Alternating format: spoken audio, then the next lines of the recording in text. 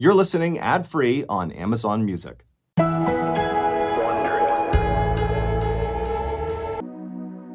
In the fall of 2005, 29-year-old lawyer Anna Sumner leaned her elbows against her large wooden desk and stared at her computer screen. It was hard not to let her mind wander. She could see downtown Atlanta, Georgia, right from her office window. Anna yawned and stretched and then forced her eyelids to stay open. It was already 5 p.m., but she still had an important brief to finish before she could go home. Her attention wandered again, this time to the framed diplomas that hung on her wall. She had an undergraduate degree from Princeton, and she had received her law degree from Duke. She'd studied very hard in school and now had worked her way up the ranks at a very prestigious law firm. She was proud of everything she'd accomplished. Anna leaned back in her chair and kicked off her high heels. She was exhausted. Then again, she was always exhausted. In high school, she used to skip hanging out with friends just to go to bed early, which left her feeling totally isolated. During college, she routinely skipped breakfast to sleep in, and then showed up to class so hungry she couldn't even focus. Once, she'd flown cross-country for a friend's wedding, and then accidentally slept through the entire thing. Finding the energy to get through law school had been a constant struggle, and it was even harder as a young lawyer at a big firm where so much was expected of new people. Sometimes she feared that her constant fatigue was damaging the career she had sacrificed so much for. It was beyond frustrating. Anna had slept for at least 12 hours the night before, yet here she was, not feeling rested. It was like she was moving through a fog at all times. She always needed more sleep, but she knew she needed to keep working. Anna stood up and shook her arms, trying to get her blood moving. She opened her eyes as wide as she could. She shook her head back and forth and sat back down, determined to finish her work. But as soon as she started to type, her eyelids grew heavy again, and Anna nodded off, her cheek resting on the keyboard. The next thing Anna knew, she was slowly waking up. Her back ached from being hunched over in her chair. Her computer screen had gone to sleep too. She shook the mouse and the screen lit up, and she looked at the time. It was 6 a.m. Anna had just slept for 13 hours. She was completely disoriented, still wearing yesterday's clothes, and her brief was not finished. Anna immediately felt a knot form in her throat.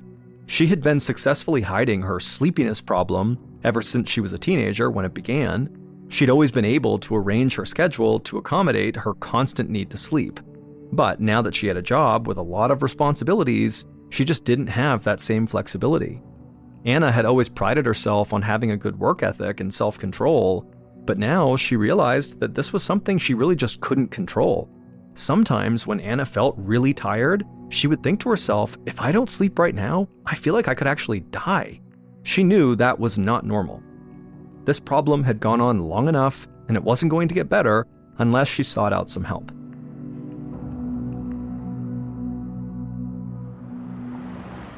A few days later, Anna drove to the Emory Clinic Sleep Center in Atlanta. It was inside an old, faded building undergoing significant renovations. In fact, there was still construction going on outside. Anna plugged her ears as she walked past jackhammers slamming into concrete. She checked in, and a few moments later, a gray-haired, round-faced doctor walked her back to a large exam room with chairs and a bed. He adjusted his glasses and then introduced himself as Dr. David Rye, the lead neurologist at the clinic. He motioned for Anna to take a seat and asked her about her symptoms. And she told him that she basically craved sleep the same way a drug addict craves a fix. No matter how much she slept, she never felt rested, and the constant exhaustion was totally debilitating. Dr. Rye nodded understandingly and suggested they begin with a very basic test. He asked Anna to simply take a nap, right there in the exam room. And so Anna laid down on the bed.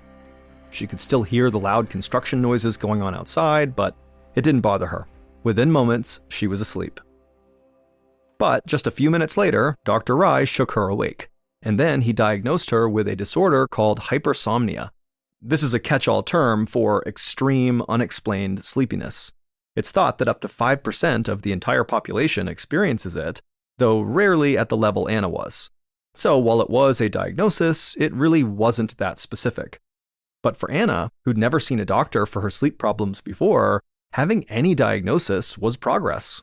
And she was even more optimistic when Dr. Rye suggested a treatment plan. He explained that in most cases, Extreme tiredness is caused by a lack of energy-promoting chemicals in the brain, with names like dopamine and norepinephrine. It's like having a car with no gas in the tank. So he prescribed stimulants for Anna. These medications increase the level of these energy-promoting chemicals the same way that caffeine does. For patients like Anna, it can feel like they have a full tank of gas again. And Anna was so excited about her stimulants that after she left the doctor's office, she went straight to the pharmacy.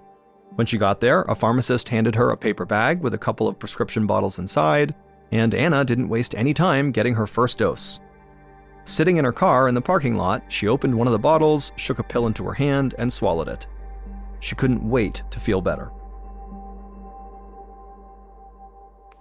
A few months later, Anna grabbed a stack of papers off the desk in her office. Her hands shook slightly as she slipped the papers into her shoulder bag. She stood up from her desk chair, and suddenly a wave of nausea washed over her.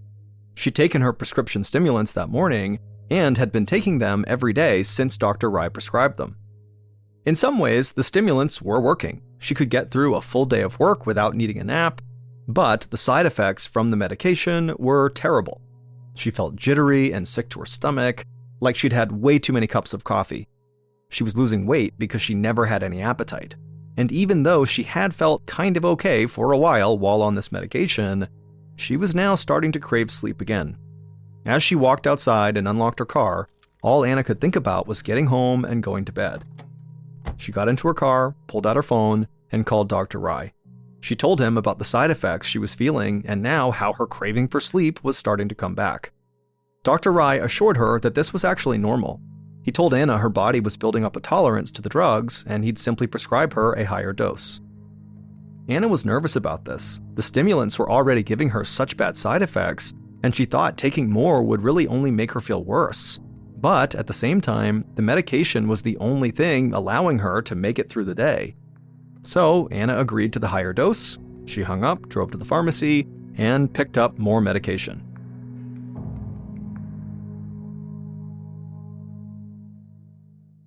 One year later, on a Friday in April of 2007, Anna was wrapping up her work for the week when the phone on her desk rang. It was her boss. He wanted her to come up to his office before she went home. Anna's hand trembled as she set down the receiver. She wasn't sure if the trembling was from a side effect of the stimulants or from nerves from what her boss just asked her to do. She knew what this conversation was going to be about, and she'd been dreading it for months. Anna had begun missing entire days of work without warning and without explanation. Even though she was constantly taking all of her stimulants, it wasn't uncommon for Anna to still literally sleep days away. Sometimes she'd go to bed and sleep for 20, 25, or even 30 hours straight. It didn't matter how many alarms she set either. Anna slept through all of them, only waking up when her body finally let her. Anna got up from her chair and her legs felt heavy. Even now, with adrenaline coursing through her body, all Anna wanted to do was sleep. It took all her strength to trudge down the hall to her boss's corner office. She knocked on the door, and then, in a somber tone, her boss asked her to come inside. Anna sat down across from his desk and tried to stay composed. She felt angry at her body for betraying her. She'd put in so many years of hard work, and she was sure that it was all about to slip away. But Anna's boss didn't fire her. He reassured Anna that he valued her contributions, but he was really concerned about her health. Though Anna rarely talked about it, her boss was quite aware of her sleep issue, and so he recommended that she take a 6-month leave of absence so she could get to the bottom of it. Anna didn't want to do this. She wanted to keep working, but she knew that taking this leave of absence was probably the right thing to do. If she couldn't be consistently relied on, she wouldn't be helping the firm, her clients, or herself. So she thanked her boss for understanding and promised to do everything she could to get back to work soon.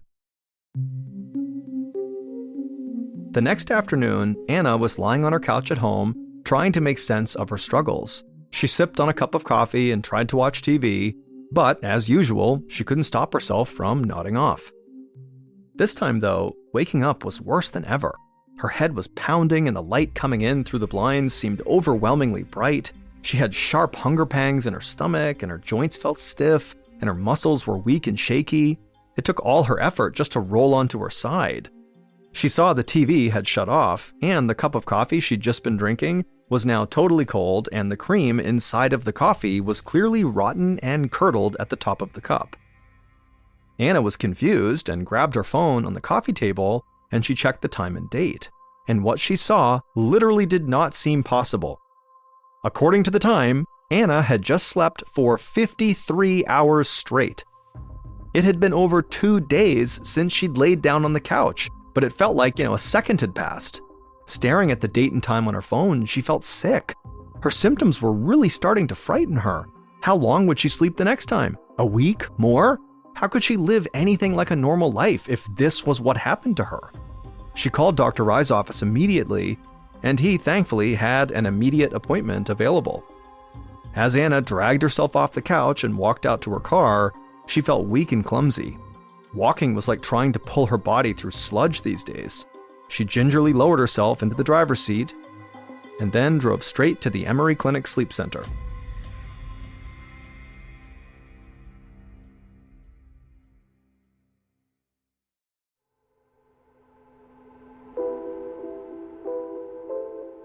Before long, Anna was in that familiar exam room, sitting across from Dr. Rye. He seemed surprised to see her, but when she told him about falling asleep for 53 hours straight, his eyes went wide. Dr. Rye knew that spending so much time asleep could actually be dangerous. It meant Anna wasn't eating, drinking water, or exercising for days at a time. In the long term, this could lead to malnutrition, dehydration, and muscle atrophy. If she wasn't able to take care of herself, her body would eventually quit working. However, Dr. Rye said he did have an idea for what they could do next. It was a last-ditch effort and something he would not recommend unless it was absolutely an emergency, and clearly this was that. There was a test that could help them figure out what was causing her to sleep so much, but for it to be accurate, she needed to stop taking all the stimulants he'd been prescribing. Anna leaned back in her seat after hearing this. She knew the stimulants weren't perfect. No matter the dosage, she always needed more, and she was still sleeping way too much. But at the same time, the idea of not taking them scared her. If she could sleep for 53 hours with stimulants in her system, what would happen to her without stimulants? But in Dr. Rye's opinion, getting rid of the stimulants might be the only way to figure out what was happening inside of her brain. It would take about a month for the drugs to clear her system, so the doctor scheduled an appointment for a month from then, in May. Until then, the doctor explained to Anna that she really needed to be careful. Once she stopped taking these stimulants, she shouldn't drive, just in case she fell asleep behind the wheel, and she should have someone looking after her, making sure she ate, drank, and moved around every day. Anna realized that what the doctor was saying was, without these stimulants, she could not live alone anymore. And so, after she made it home from the clinic, she called her parents, who lived in Mississippi, and she told them she needed their help. Her parents immediately agreed, and her mother said she'd come to stay with Anna in Atlanta for as long as she needed. Anna was relieved to hear this, but at the same time, she was so tired she could barely function. She felt like she was literally sleeping her life away. A month later, in May of 2007, Anna's mom helped her get into the passenger seat of her car. With no stimulants in her system, Anna felt even more lethargic and totally confused. All she knew on this day was that they were going to the sleep clinic to see Dr. Rye. The whole ride, Anna sat with her head leaned against the window, watching trees and buildings blur together as she slipped in and out of consciousness. When they got to the Emory Clinic Sleep Center, Anna felt so stiff and heavy that her mom had to help her get out of the car. Anna could barely keep her eyes open as she leaned on her mom's arm, and then she shuffled her way into the clinic, feeling like she had cinder blocks stuck to her feet. Dr. Rye met Anna in the waiting area and walked her back to an exam room. They sat down, Dr. Rye in a chair and Anna on the bed. And as soon as Anna was sitting down, she started to feel herself beginning to fall asleep. As she struggled to stay awake, Dr. Rye explained the procedure they'd be doing that day. He said sleep was largely controlled by a person's brain. The brain uses nerves and chemicals to send messages through the rest of the body, and if the balance of these chemicals is thrown off, it could make someone sleep far too little or far too much. Dr. Rye thought this could be what was happening to Anna, but he needed to analyze the fluid inside her spinal cord to be sure. This meant he would need to insert a needle into the base of her spine and withdraw some of the fluid, a procedure known as a spinal tap. Dr. Rye instructed Anna to lay down on the bed in the fetal position with her back facing him. Then he injected a local anesthetic near her spine, and Anna's back went numb. Then Anna began to feel pressure and a burning sensation as Dr. Rai inserted the needle into her spine and removed a sample of her cerebrospinal fluid. When the procedure was over, Dr. Rai told Anna it would take a few days for the results to come back. And so Anna stood, her back numb and her whole body exhausted, and she shuffled out to the waiting room where her parents were sitting. Then the parents helped Anna out to the car, they got inside, and they drove back to Anna's house in Atlanta. Anna barely made it inside before she collapsed into bed and fell asleep. A few days later, Dr. Rai was getting ready to leave work to head home when one of his assistants rushed inside and told him that the results of Anna's test had come in. Dr. Rai adjusted his glasses and then peered down at the data on his computer screen. He reviewed the chemical breakdown of Anna's cerebrospinal fluid, and what he saw shocked him so much that he called over other doctors to take a look. Every sleep specialist at the clinic was totally surprised. The results were so bizarre that one doctor even started laughing at the absurdity of the numbers they were seeing. They had literally never seen anything like this. But while the other doctors stood in disbelief, Dr. Rai felt a mixture of hope and unease. He had seen results like this before, in an Italian sleep study from the 1990s. In that study, a group of people who had symptoms similar to Anna's were given an experimental drug that cured their sleepiness. It was a drug that Dr. Rai had on hand, which meant he might be able to use it to cure Anna too. But there were problems that made Dr. Rai hesitant. That Italian study had been discredited after the research was found to have some serious issues. Plus, the drug used in that study to cure their sleepiness was never approved by the Food and Drug Administration to treat sleep disorders, and it could cause bad side effects like seizures, so giving it to Anna would definitely be a risk.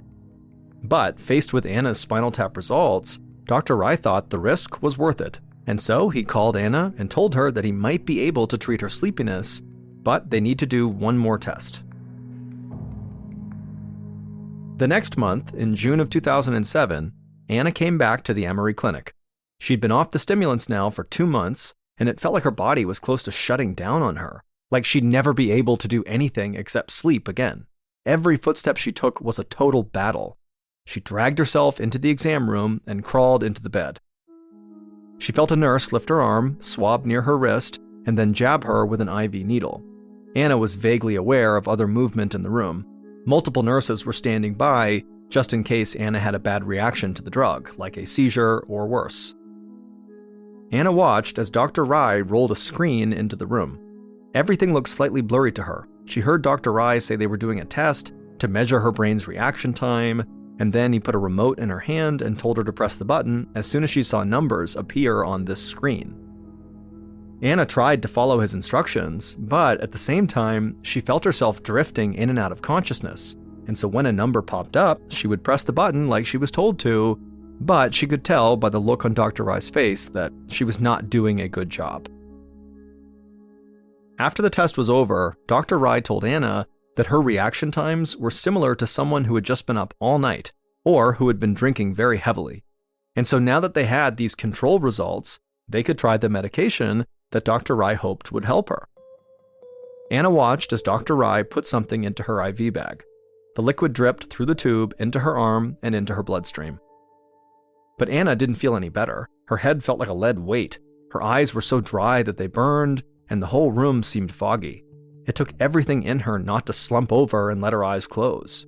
For a moment, she had a horrible feeling that this new treatment was not going to work. She would never be able to hold a job or even live by herself again. Then she heard Dr. Rai's voice at her side saying he was going to try a higher dose of this drug. Anna struggled to take a deep breath. She waited for something to happen. Then her eyelids snapped open. The room came into focus, and Anna felt like she could hear and see again, and she didn't feel a desperate urge to sleep. Dr. Rai ran the reaction time test again, and Anna didn't have to work to focus on the screen. The reflex test that had seemed impossible before felt very simple now. When they were finished, Anna looked up at Dr. Rai, close to tears, and she told him she felt alive. For the first time in her adult life, Anna felt truly awake. Dr. Rai watched Anna for a moment, In all the time he'd known her, he'd never seen her look this alert. She sat up straight, her eyes were clear and focused, and she was smiling at him. He couldn't help but smile back. It was incredible to see how much of a difference this drug was making. Dr. Rai sat down next to Anna and told her that he had never seen a patient like her before.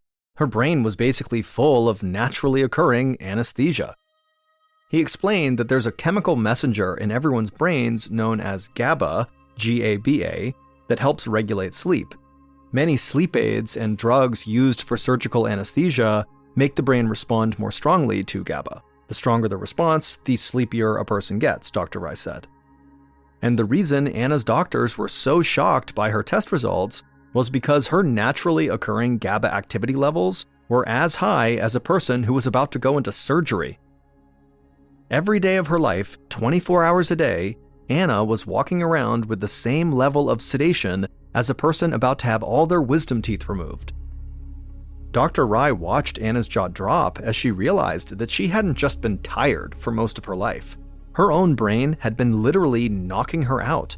This drug that Dr. Rai had given her was called flumazenil. Usually, flumazenil is used in hospitals to help people who are overdosing on sedatives or having trouble waking up from anesthesia. It's an emergency antidote for people whose GABA activity is too high. So for Anna, whose GABA activity was always too high, flumazenil made her brain function like a healthy person's brain. But the FDA never approved flumazenil for excessive sleepiness. The drug only came as an intravenous medication for use in hospitals, and the effects wore off really quickly.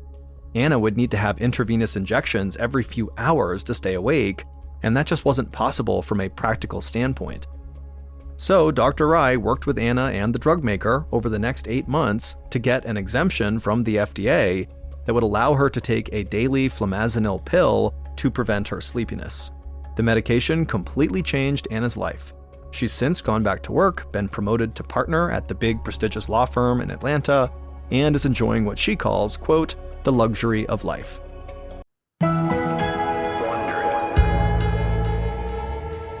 On January 28, 1976, Daniel Halseth was born in a small town in Oregon called Estacada, which is located about 30 miles southeast of Portland.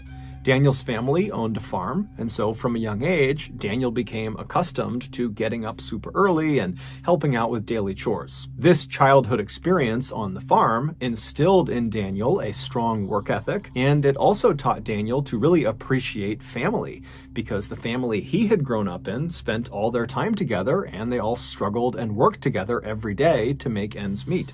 In high school, Daniel really began to blossom. He had this wonderful energy and huge radiant smile that drew people to him, and he was just one of those people that was just naturally gifted at everything he did, and it seemed totally effortless. During his high school years, he picked up playing the piano as well as the drums, and his classmates affectionately nicknamed him Drummer Dan. Daniel was also amazing with anything to do with computers or technology, and Daniel was just very handsome and very athletic and fit, and so he was really the guy that everybody wanted to be. But despite having all of these things going for him, Daniel was dealt a major blow in 1994 when he was in his junior year of high school. That year, his father, who he was quite close with, died unexpectedly from a brain aneurysm. This was a crushing blow for a young man that still very much leaned on his father for guidance and support. But Daniel, like the rest of his family, found a way to just keep on going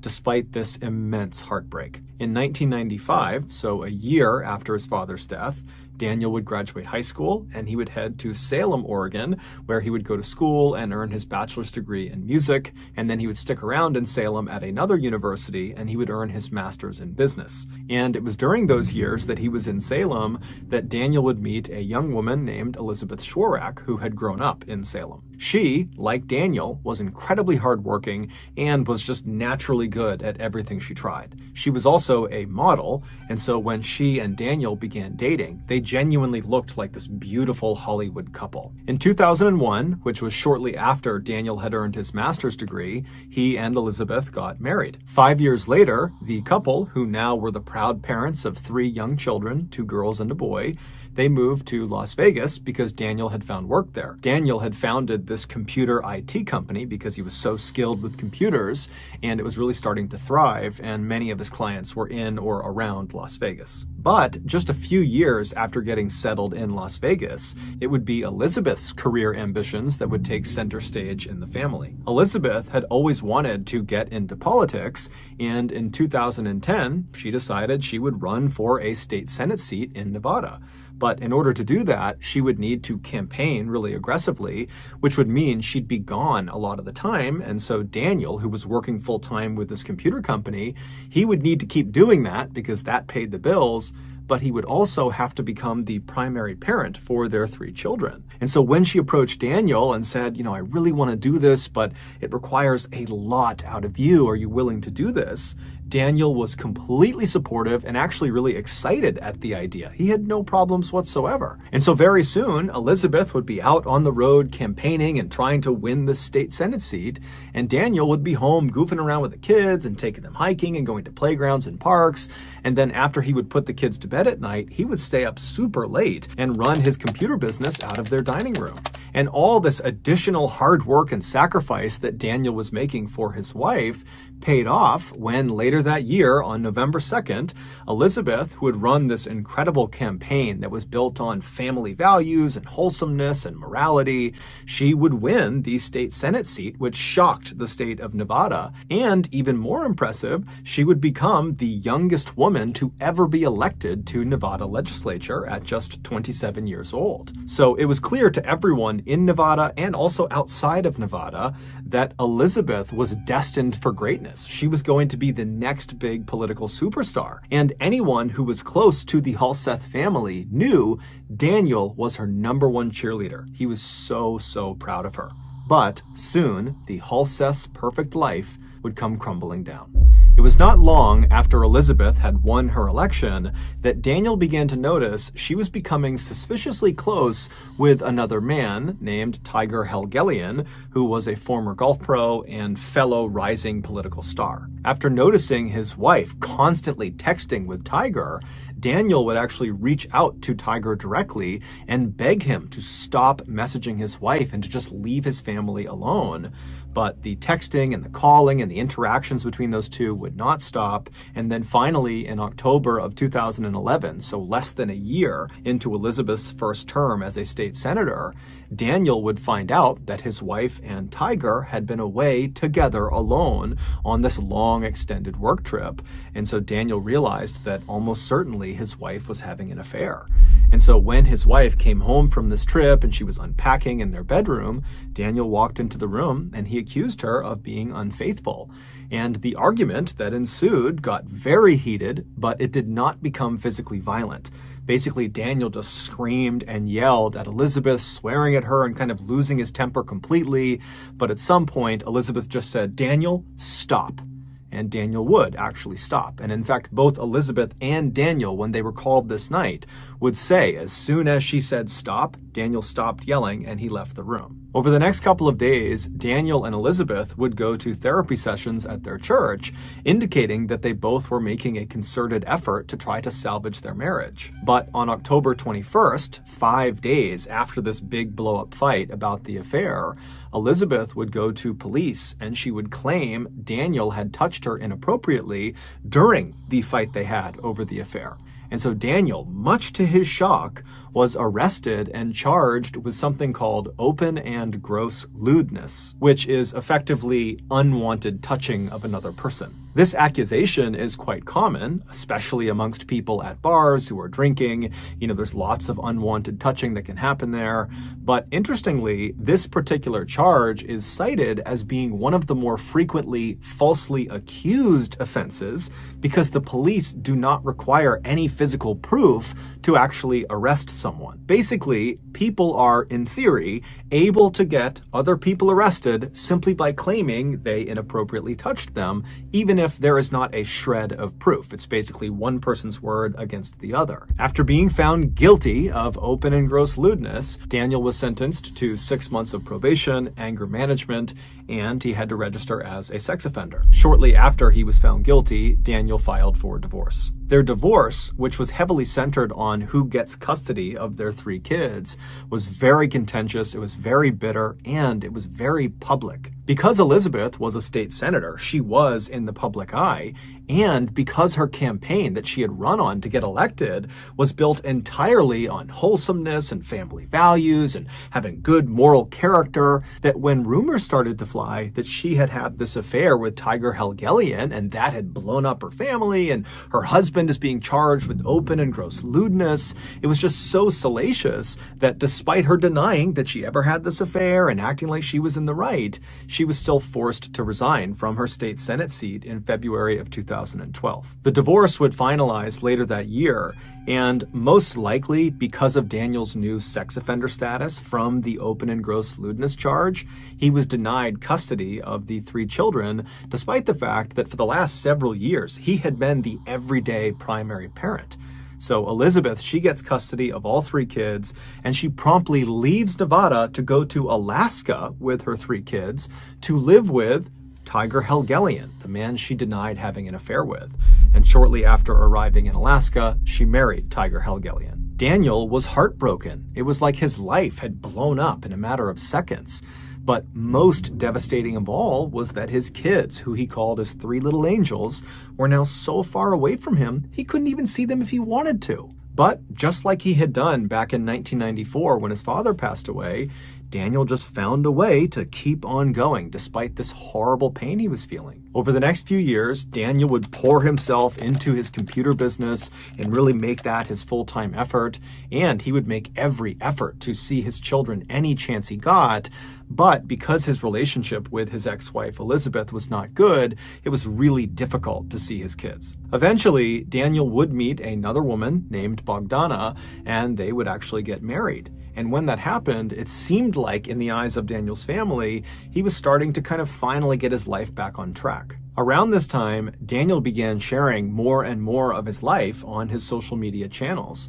And every post he made, and he made lots of them nearly every day, were so overwhelmingly positive and optimistic, and it really showcased his wonderful personality that was all about lifting up your fellow person and just being a good human being. And he also posted loads of videos of him goofing around with his 3 kids because he adored his kids. They were the most important thing to him by far. But despite having this very cheerful outward presence on social media, privately, Daniel was dealt yet another very difficult blow in 2019 when his marriage to Bogdana, his second wife, fell apart. And so once again, Daniel was all alone. His social media posts around the time of the second divorce remained positive and very optimistic for the most part, but anytime you saw an image of Daniel actually facing the camera, you could just see a distinct sadness in his eyes. But just as quickly as it seemed like once again Daniel's life was just going to crumble, something truly amazing happened for Daniel. Daniel's first ex-wife, Elizabeth, and their 3 kids decided to leave Alaska and come back to Nevada and resettle in Las Vegas. This was not because Elizabeth wanted to rekindle with Daniel. It was just because she and the kids liked living in Las Vegas and wanted to come back. And as soon as they were back, Daniel suddenly got to see his kids all the time. He was so excited and so happy. In fact, by late 2020, Daniel's youngest daughter, Sierra, who was 16, she had basically just moved in with Daniel, even though legally speaking, she was not supposed to be doing that. And her mom, Elizabeth, was totally unhappy about it. But regardless, that was just how it was. She was living with Daniel. In August of that year, so around the time that Sierra had basically moved back in with Daniel, Daniel decided to take his ex-wife, Elizabeth, back to court to see if he could get custody of Sierra, because Sierra was the only minor of their 3 children. She was still 16, and at that point, Sierra was already living with him. During the recorded video sessions between Daniel, Elizabeth, and the judge, Daniel would tell the judge that life in Elizabeth's home was totally toxic and not good for his children, and certainly not good for Sierra. Daniel would explain to the judge that Sierra was really really struggling with some mental health issues, and what she needed right now was professional therapy, something he had already enrolled her in since she had moved back in with him. Daniel also presented to the judge a letter that he said Sierra wrote that basically backed up the idea that she is better off living with her father. Elizabeth would generally respond to all of these things that Daniel was saying by saying Daniel was a liar and that he was not fit to be a parent, and that letter that he claims Sierra wrote doesn't sound like her, insinuating that, the letter was forged. The judge, who at regular intervals would get very frustrated with both Daniel and Elizabeth, finally would just say, look, you got all sorts of issues between the two of you, and it's creating a horrible environment for your kids. And if you don't find a way to come to some sort of compromise, the people that are going to suffer are your kids, specifically Sierra. Finally, in early 2021, when Daniel and Elizabeth still had not come to terms, the judge just ordered that Daniel return Sierra to her mother's residence because, legally speaking, Sierra was supposed to be in her mother's care. And so begrudgingly, Daniel would take Sierra and he would bring her back to her mother's house and he would say, okay, go see your mother, and then he would drive off. But later that night, Sierra would sneak out of her mother's house and just run back to be with her dad. Needless to say,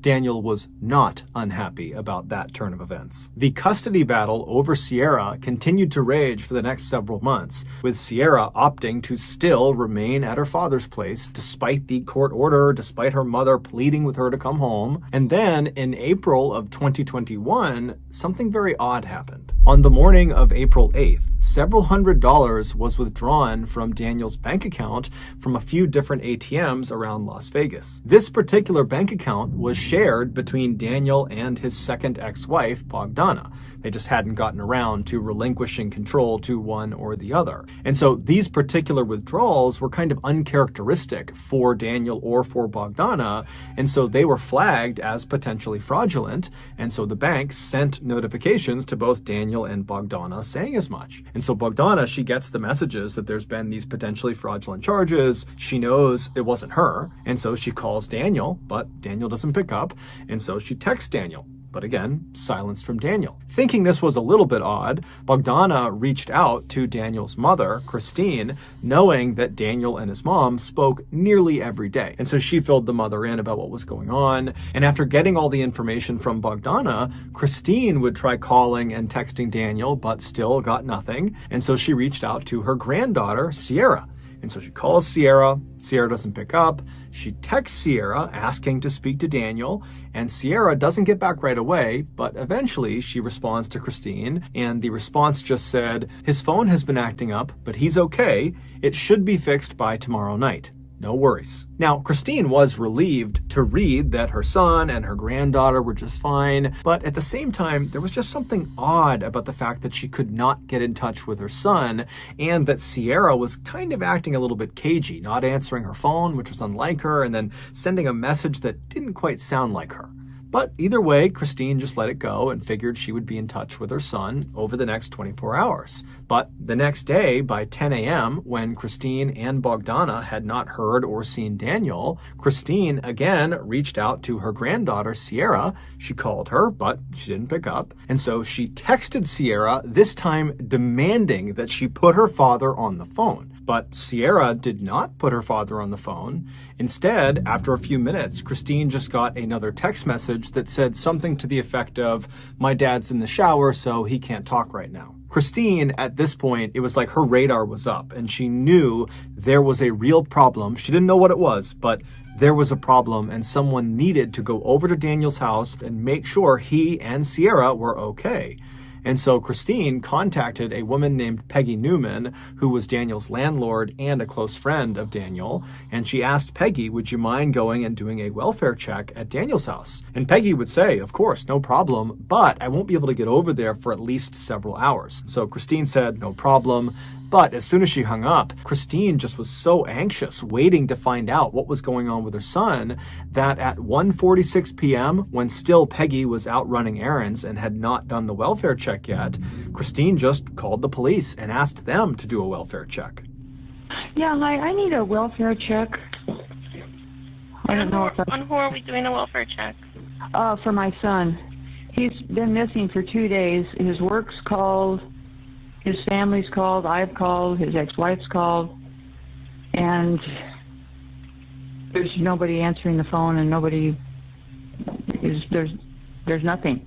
Nobody can get a hold of him, and then his work called, and they can't get a hold of him, and it's really, he just doesn't act like this.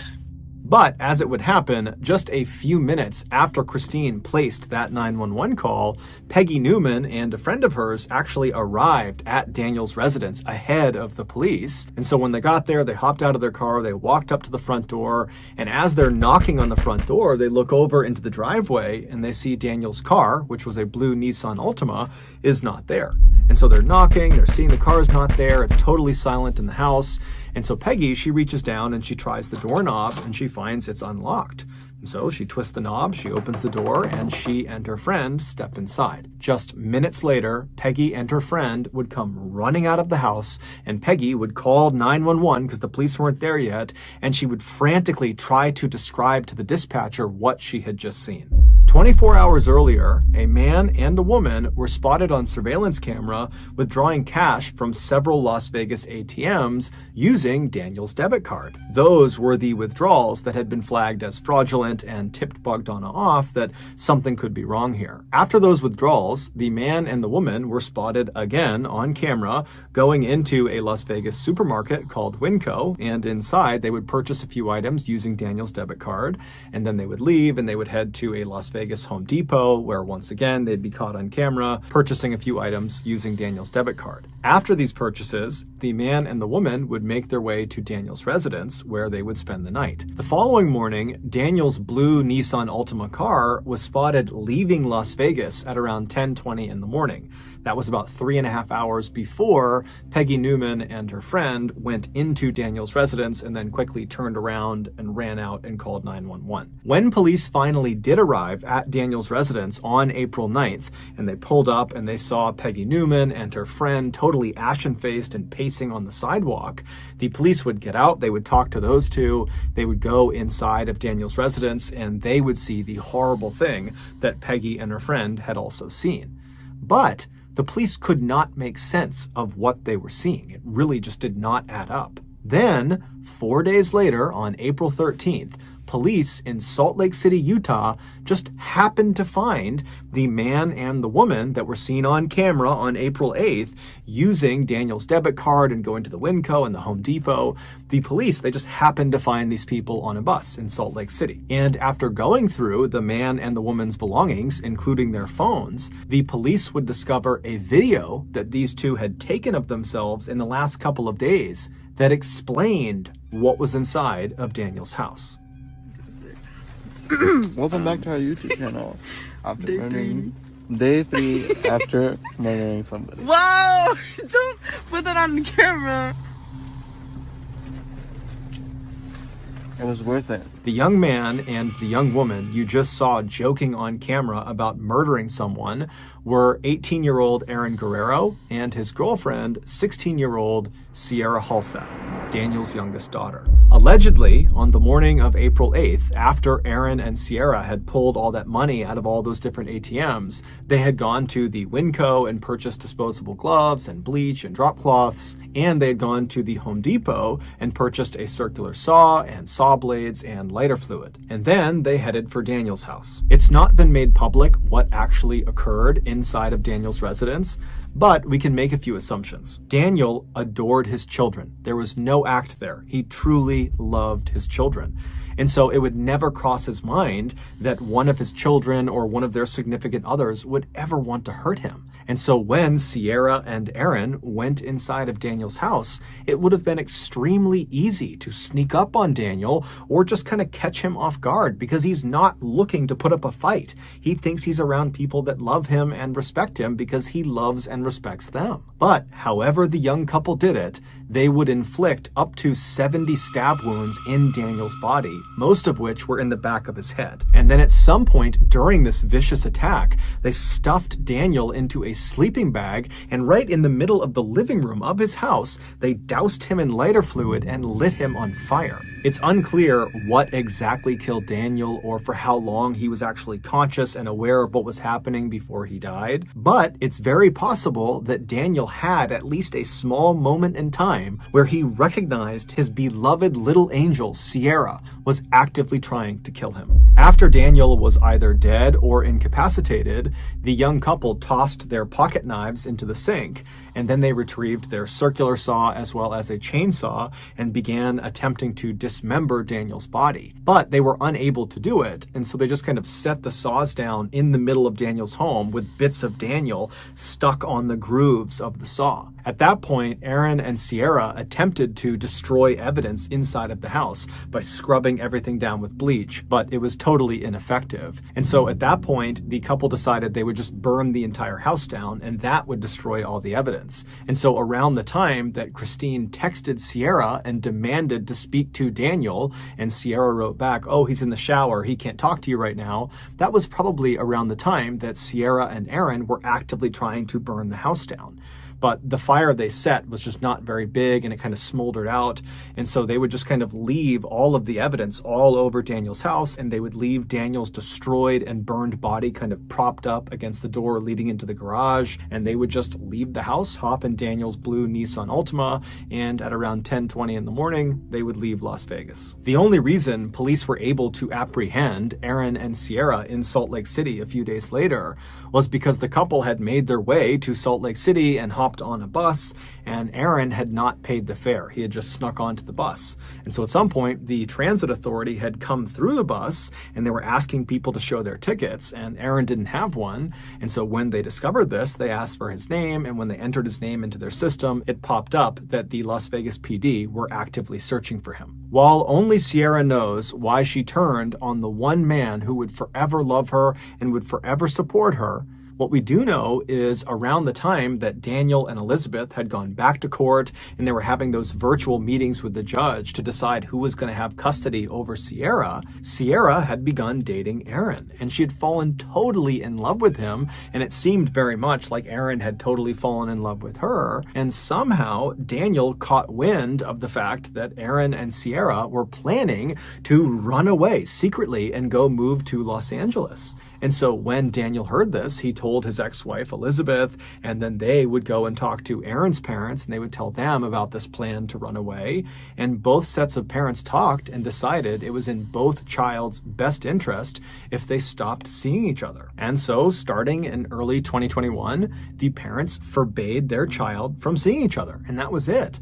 But even though all the parents were involved in this decision, because Sierra was at the time living with Daniel, it seemed like she focused her rage about this decision on Daniel, because he was the one kind of enforcing the rule. And so it's believed in April of that year, Sierra decided she would just have to kill her father in order to get her boyfriend back. In Daniel's obituary, his family very conspicuously left Sierra out, saying that Daniel was survived by 2 loving children, not 3. His family has also come out and publicly stated that they hope Sierra and her boyfriend are given the harshest penalty allowable by law. Despite the existence of this confession video that Aaron and Sierra took of themselves talking about murdering Daniel, they have pled not guilty and are currently awaiting trial.